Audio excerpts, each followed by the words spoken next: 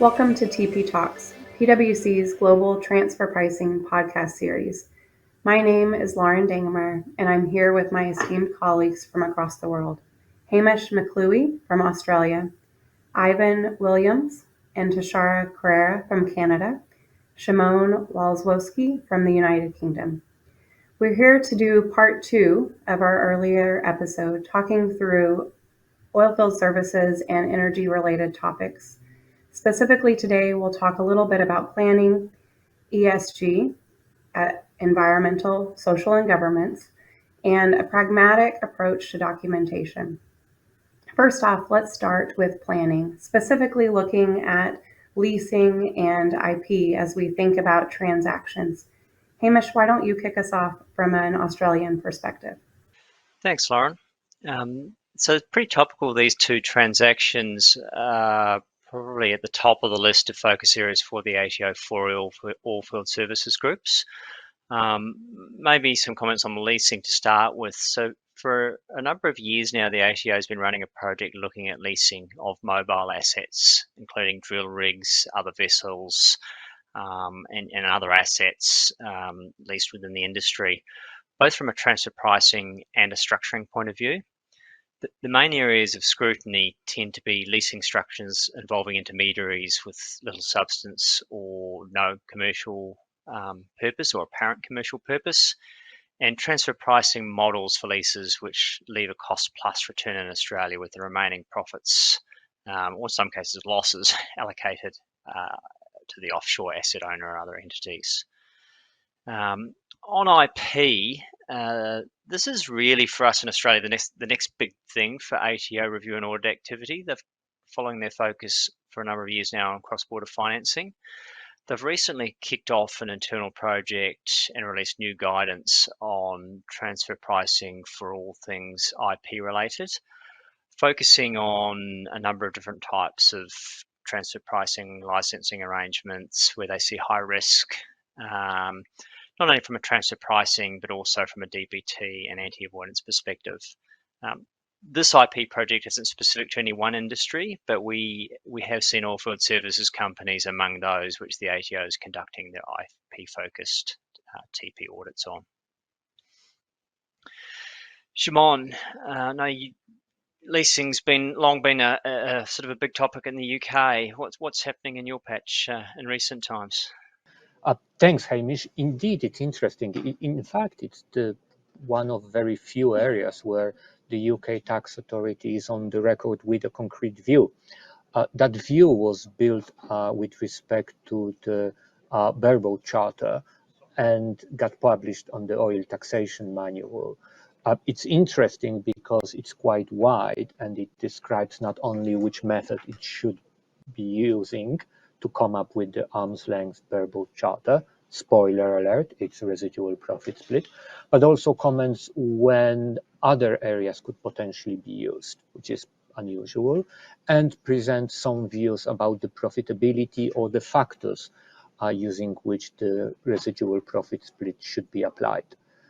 Accordingly, we've seen those being used also outside the bareboat space for normal charters and in the normal leasing.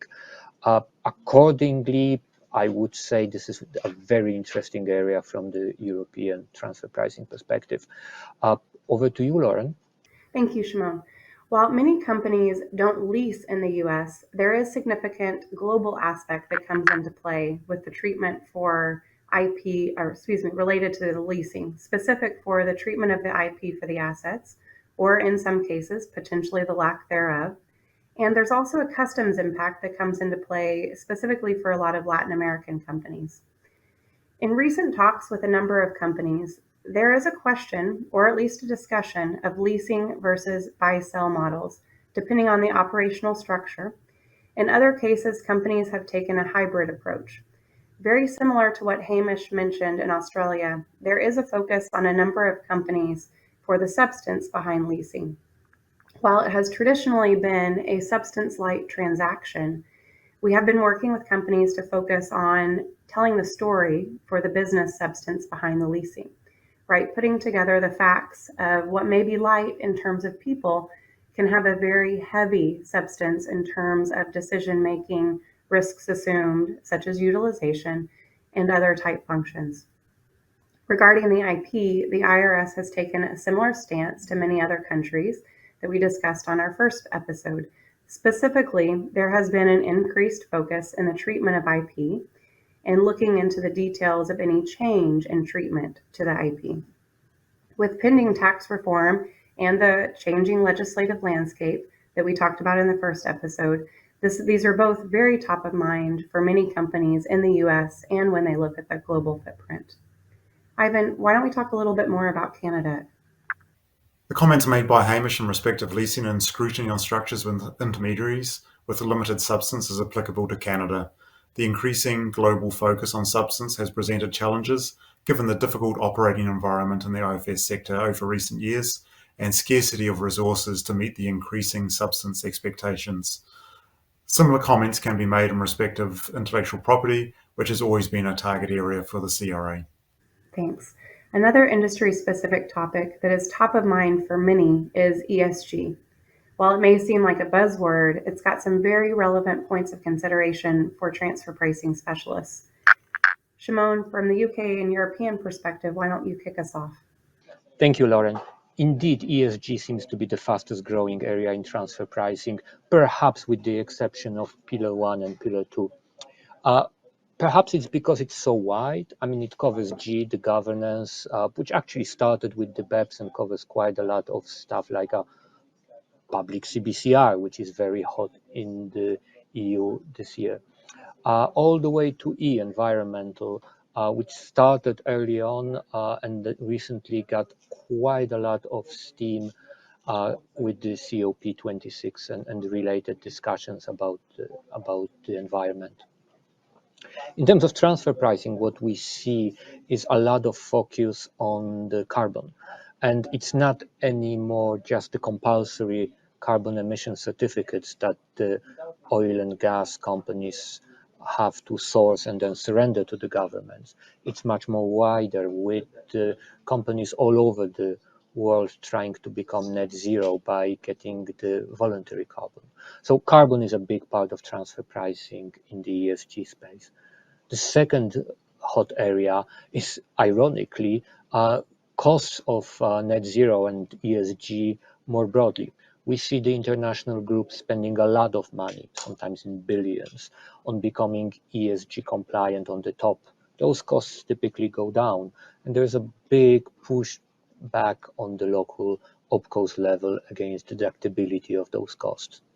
The last area that we see relates to the environmentally friendly energy. We see a lot of clients going net zero through purchases of renewable electricity, for example, through the corporate power purchasing agreement.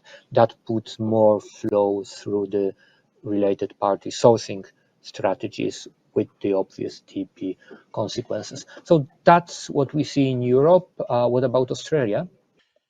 Yeah, I might just make a couple of brief comments, Shimon. I think here in Australia, perhaps we haven't got as well developed markets around some of these direct issues to do with transfer pricing for carbon trading and the like. I think that's at an earlier stage, but no doubt will come. But what we are seeing is a big focus from the ATO on the G within ESG, so tax risk governance, and it's become a massive part of all the review and audit activities. It's at a stage now where it's no longer enough responses to ATO inquiries to simply explain companies' technical positions. The ATO also expects taxpayers to provide significant information and evidence around how they manage and govern tax risk, and there are actually explicit whole sections of their reviews and audits actually dealing with getting assurance around that. To the point now where the ATO's scoring frameworks and their risk rating frameworks won't allow taxpayers to actually get a overall low risk rating unless they're actually scoring well on their tax risk governance processes. So I think that's on that ESG spectrum. I think that's the really big one here in Australia at the moment for taxpayers to be aware of. Thanks, guys. I think from an America's perspective, We are still seeing, looking at Europe and some other jurisdictions as to how things are progressing, but it's very top of mind for a lot of individuals in corporate groups, as well as trickling down through tax and transfer pricing. So we've been having a number of discussions with our clients, but I still feel it's a topic that there's a lot more to come as we progress. Thinking through, as we move closer toward the end of today's discussion, I do want us to think about all of the regulatory requirements and changes we talked about in the last episode, the social pressures, some of the controversy and planning that the industry is going through. We always come back to the same topic in transfer pricing, documentation and compliance. We know the story of how we get to the policy and the methodology is very important, but let's talk a little bit about how we actually explain that in our documentation. I think it's very practical or very helpful for companies to hear how we balance that compliance requirement with a pragmatic or practical approach. So Hamish, I know you had some ideas from Australia, but I think this is one where we'll want to make sure we hear from everyone. Yeah, thanks, Lauren. Yeah, I might kick off with a few observations, and it's a challenging topic. How the word practical often isn't seen going hand in hand with documentation, given the increasing compliance burden these days, and we are seeing taxpayers, constantly wrestle with how they manage their compliance in a practical way, but still satisfy the authorities, and it's not easy. One important learning, I think, is that companies that are doing this successfully are probably these days focusing a bit more of their attention compared to previously on explaining the business, explaining the value chain and the economic roles of the parties to the transactions, rather than just the benchmarking and economic analysis. My sense is, from experience in recent years, that companies that can demystify the business and how it works seem to be having greater success in avoiding initial scrutiny by tax authorities, turning into a protracted dispute. So trying to really cut through and demystify the business rather than necessarily just focusing on building volume of documentation. I think another theme is getting the right balance between a centralized approach to documentation, which a lot of groups take and should take from a consistency point of view, from a cost management point of view, but getting a balance between that and some level of local overlay or ground truthing of information is also very important. How about the UK, Shimon? What's the any tips on how to manage these things in your part of the world? Thanks, Hamish.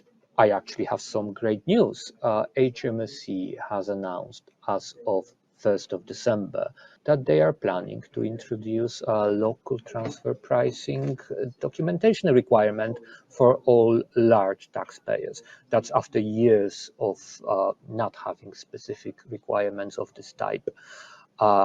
In parallel, HMSC promised taxpayers some SAT, which will be a summary audit trail, which is supposed to replace the evidence log that they were hoping to get previously.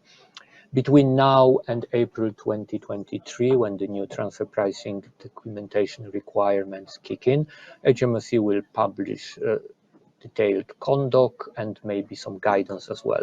So very much watch this space. But I think an interesting development that we were not expecting a couple of months ago. Thank you, and over to you, Lauren. Thanks, Shimon. That is interesting. I know that impacts a lot of my clients as well. From a U.S. perspective, the 6662 regs are not new. They deal with our compliance, contemporaneous documentation, penalty protection. But the FAQ that was released in 2020 has caused an increased focus on the documentation in the IRS audits. We've even seen the IRS take a renewed interest in asserting penalties in some of our more recent audits, and a renewed look at documentation, timing, content, and execution of policy. From the US, we see a lot of companies looking at their global documentation requirements as they balance timing, global requirements. Often they take a focus of a clear, consistent approach. But as Hamish alluded to, While taking a global approaches and using templates is pragmatic, oftentimes, especially for this industry, it's important to layer on local specifics and also to tie back to the commercial rationale and industry impacts. I know specific with industry impacts from Canada. Ivan, I think you're going to touch on it, but we're excited for Tashara to give us some pragmatic views given her recent time in industry as well. Yeah, thanks, Lauren. And I would agree and echo your comments and also Hamish's, just the importance of having that locally focused transfer pricing documentation. We've seen increasing expectations from the CRA in terms of the level of transfer pricing documentation that they expect to be prepared, as well as the supporting documents. And this is translated into a higher bar to meet the reasonable efforts test to obtain technology protection. Therefore, that locally focused Canadian documentation is more important than ever and just cannot be some generic global template that is rolled out which really doesn't have any reference to Canada. But as you say, I'll pass it across to Thasara to give some specific comments from her experience in industry. Thanks, Ivan. I wanted to add a few thoughts on what we can do to better prepare for the uptick in controversy that we're seeing and that we know that we'll continue to see.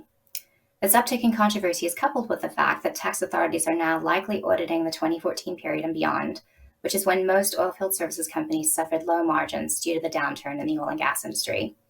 It's important for companies to have a robust global industry analysis to point to in order to justify these low margins or losses. So emphasize the unprecedented nature of the downturn, talk about the significant impact on the profitability of the players within the industry, the major reductions in headcount that we saw, the significant M&A activity that we observed, and the number of bankruptcies.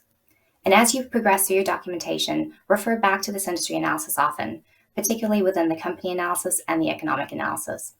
As Hamish noted, it helps to demystify the industry and the business as much as possible. And as we all know, we often deal with tax inspectors who may not have much knowledge of oil and gas or oilfield services. And so providing this context is important.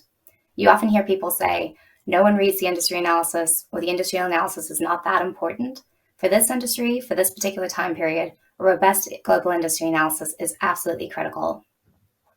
It's also helpful to construct pro forma financial statements in real time for high-risk jurisdictions in order to demonstrate the impact that the downturn has had on your segmented or country financials. For example, the loss of customer contracts, or the purchase of inventory or equipment in anticipation of revenues that didn't materialize. It's helpful to construct these in real time and keep them on file, as we often find that when we try to gather this information 5 years later, when we're under audit, personnel may have left or records are no longer available. And with that, I'll turn it back to you, Lauren. Thank you, Tashara. It was very helpful to hear that, especially from such a practical point of view.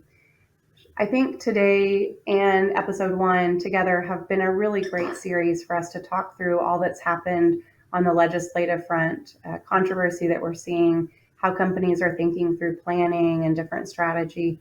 But I want us to have a couple quick sound bites, right? At the end, what are key takeaways that each of you would share with the audience?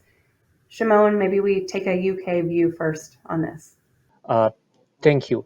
When I prepared for this podcast, the key takeaway was ESG, leasing, and ensuring a consistent transfer pricing is in place.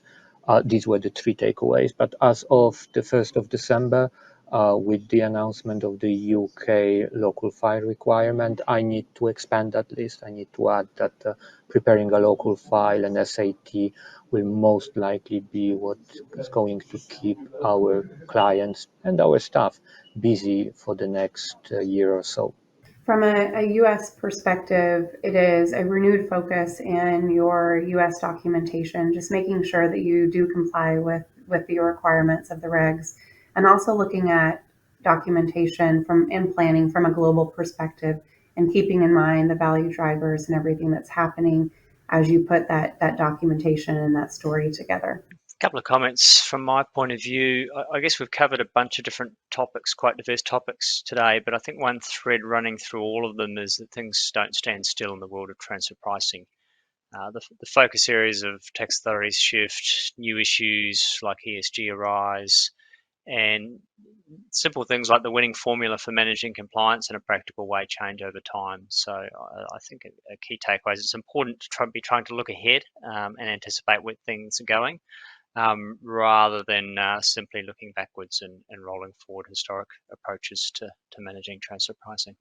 Yeah, thanks, Hamish. Yeah, I think that locally focused transfer pricing documentation is key for Canada.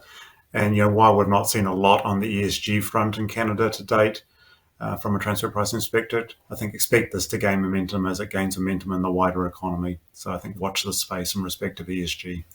Thank you so much, everyone, for your time today listening and for our panelists.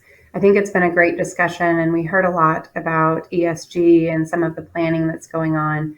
But I think key takeaway really comes down to transfer pricing is a global activity, right? As you're operating in multiple jurisdictions, it's important to take that overarching global view, but also to think about what's happening in each local country and jurisdiction that you operate in from an industry perspective and from a local ops perspective.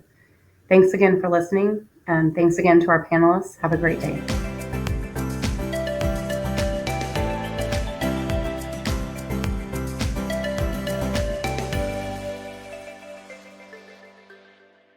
This podcast is brought to you by PwC, all rights reserved. PwC refers to the U.S. member firm or one of its subsidiaries or affiliates and may sometimes refer to the PwC network.